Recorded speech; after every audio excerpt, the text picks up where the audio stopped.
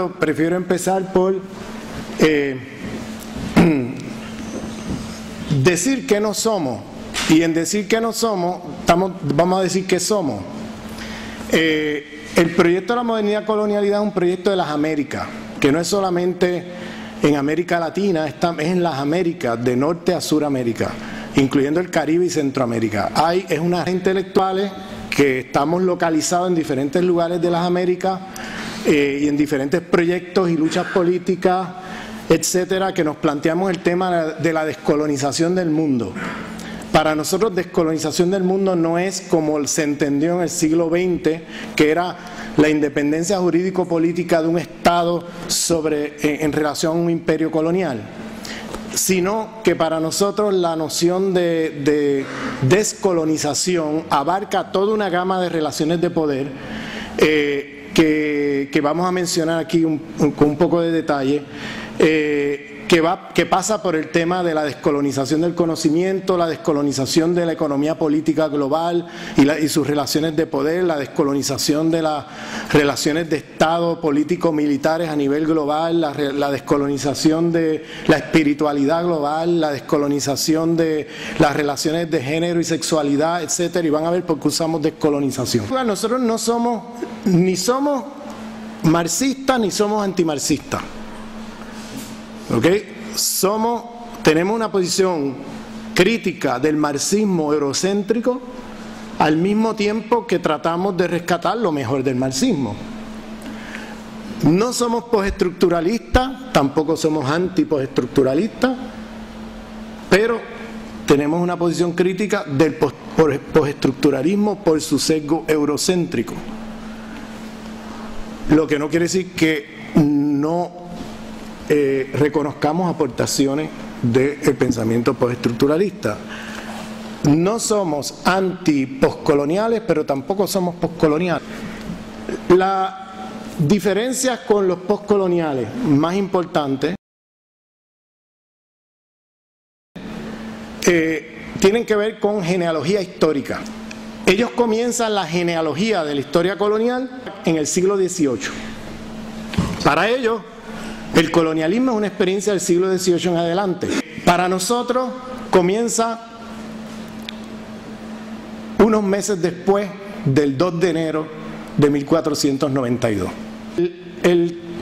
Esto plantea toda una serie de consecuencias. Si empezamos en 1492, en lugar de empezar en el siglo XVIII-XIX, esto tiene consecuencias políticas y teóricas. Para empezar, la primera consecuencia a nivel teórico, la relación entre modernidad y colonialidad no es mutuamente constitutiva. Si tú empiezas en el siglo XVIII-XIX, la modernidad aparece como un fenómeno que ocurre, esto es en las narrativas más eurocéntricas, que ocurre con el movimiento de la Ilustración en Francia y en otras partes de Europa, y ese movimiento es el que nos lleva a la modernidad. Si empezamos en 1492, esto tiene consecuencias teóricas, porque la relación entre modernidad y colonialidad es mutuamente constitutiva. No puedes separar la modernidad de la colonialidad. No hay modernidad sin colonialidad.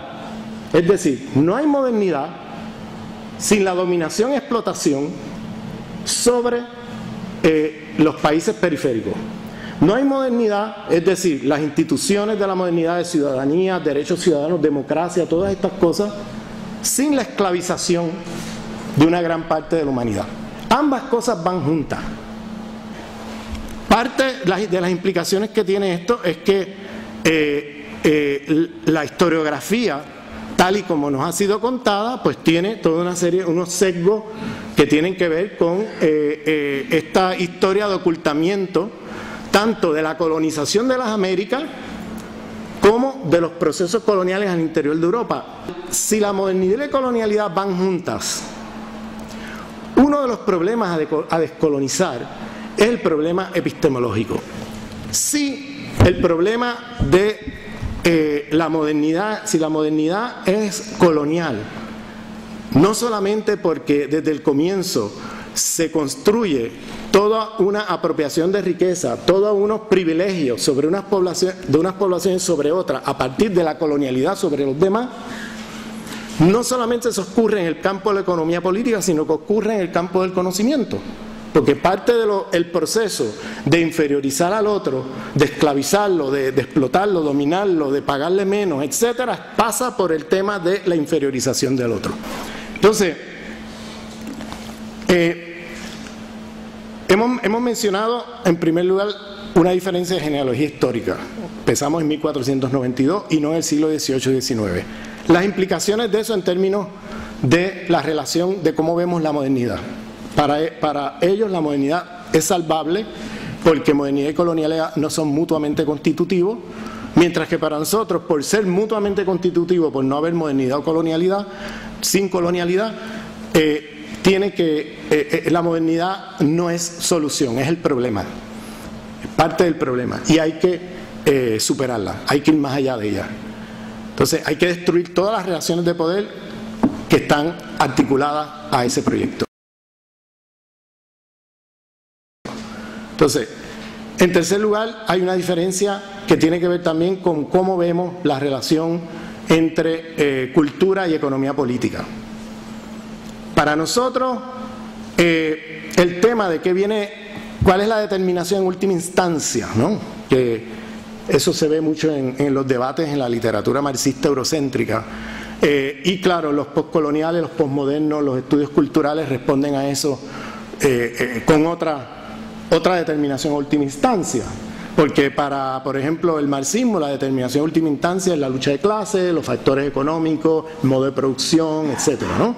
Para los postcoloniales, postmodernos o los estudios culturales, la última instancia es los procesos culturales, ideológicos culturales.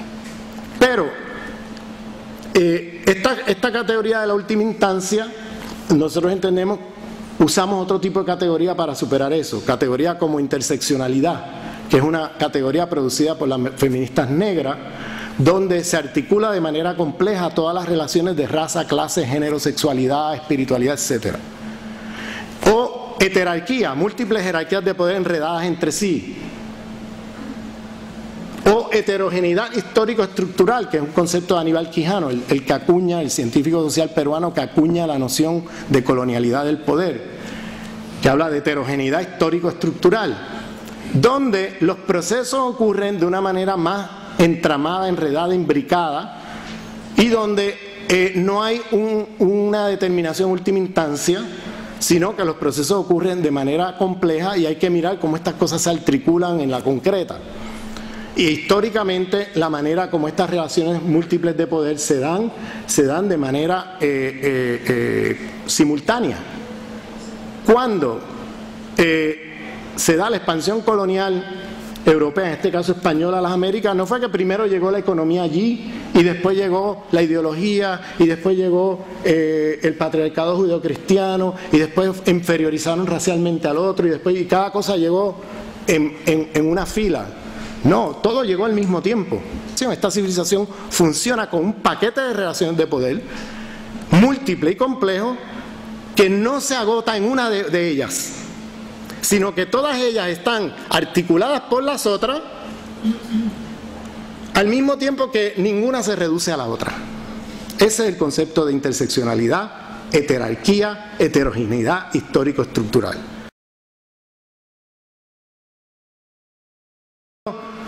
En mi trabajo yo rehúso hablar de capitalismo global o sistema mundo capitalista. Yo prefiero, a riesgo de sonar ridículo, de usar una frase más larga para nombrar la civilización en que estamos. Y yo le llamo sistema mundo, pues un sistema mundial. Vivimos en una sociedad mundial. Una vez Europa coloniza el resto del mundo y ya para fines del siglo XIX agota todos los territorios del mundo, estamos todos allá adentro y es un sistema mundo en ese sentido, que se tragó todo lo demás. Capitalista, patriarcal, porque tiene una lógica capitalista que al mismo tiempo también tiene una lógica patriarcal, judeocristiana ahí, ¿no? Occidentalocéntrico, cristianocéntrico porque se privilegia a todo aquel que se considera occidental sobre el mundo no occidental. Cristianocéntrico, porque la cristiandad se privilegia sobre cualquier otra espiritualidad, y cuando hablo de cristiandad no estoy hablando del que va a rezar los domingos a la iglesia. Eso es una visión bien limitada de la cristiandad.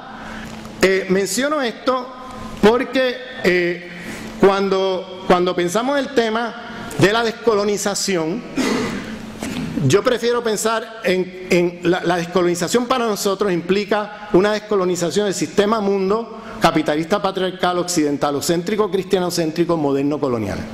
Y es moderno colonial por lo que ya les expliqué, porque no hay modernidad sin colonialidad. Entonces, si la modernidad está envenenada ya con la colonialidad, entonces esta civilización que yo nombro de esta manera, a riesgo de sonar ridículo, y yo prefiero nombrarla así, porque así identificamos qué es lo que está en juego y así visibilizamos las relaciones de poder en las cuales estamos metidos, porque es que si decimos capitalismo global, eso es un problema económico, o eso es un problema de un sistema mundo fundamentalmente económico, o la categoría trabajo la privilegiamos sobre las otras, y entonces perdemos de vista todas las formas de opresión. Otra diferencia que es importante mencionar es un privilegio sobre lo que mencionaba antes. No se plantean el problema de la diversidad epistémica. Al no plantearse ese problema, quedan enredados en únicamente utilizar el pensamiento crítico que produce Occidente. Todo lo demás queda fuera. Para nosotros es fundamental abrirnos ese diálogo interepistémico y pensar desde otras geopolíticas del conocimiento y otras corpopolíticas del conocimiento que no son las del hombre occidental, aunque sea un hombre occidental crítico y todo. Con eso no estamos diciendo que no se use el pensamiento crítico occidental, pero para usarlo no lo puedes usar de manera mecánica y aplicarlo al resto de las realidades del mundo como si fuera, bueno, allá están las categorías universales en Gramsci, Foucault, Derrida o Marx o Lacan, y luego lo extrapolas al resto del mundo.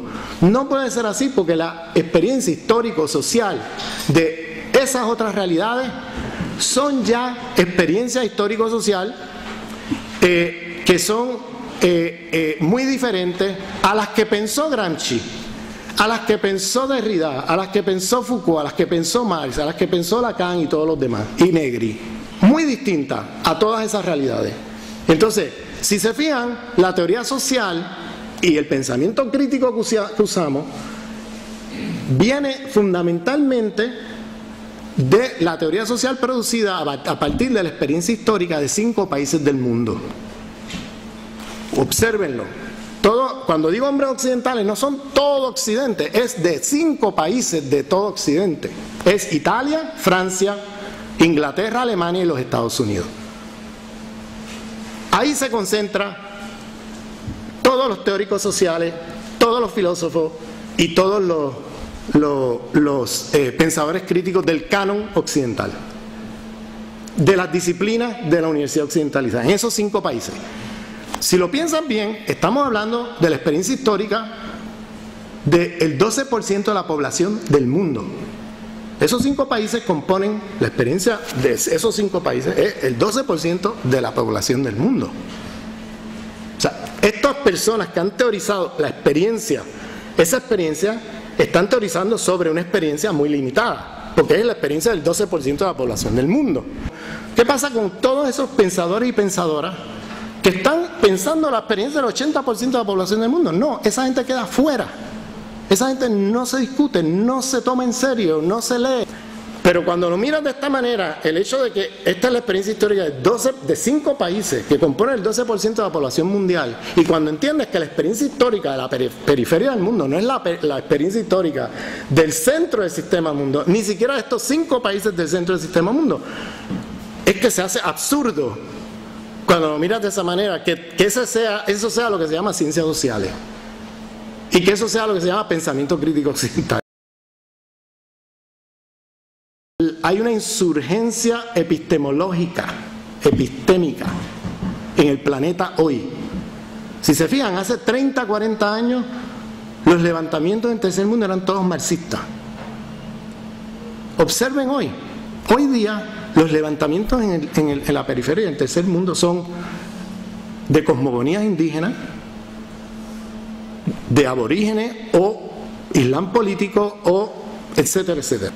Pues lo que ocurre históricamente es que toda la idea de progreso, toda la idea de que todo lo nuevo es mejor, toda la idea de que la tecnología y la industrialización nos va a llevar a un mundo feliz, todas estas ideas que están asociadas al proyecto moderno colonial están en crisis terminal.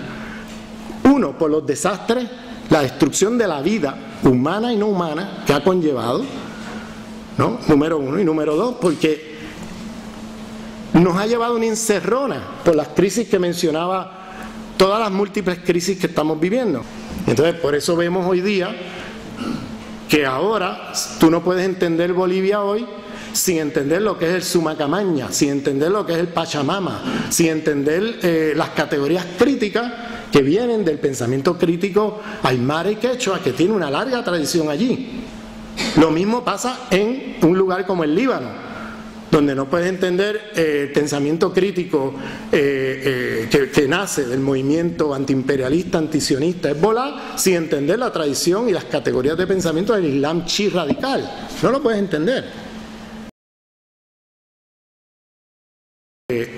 Estamos en una transición, es un nuevo sistema histórico. Lo que no sabemos es qué es lo que viene después de esto, que puede ser peor o mejor.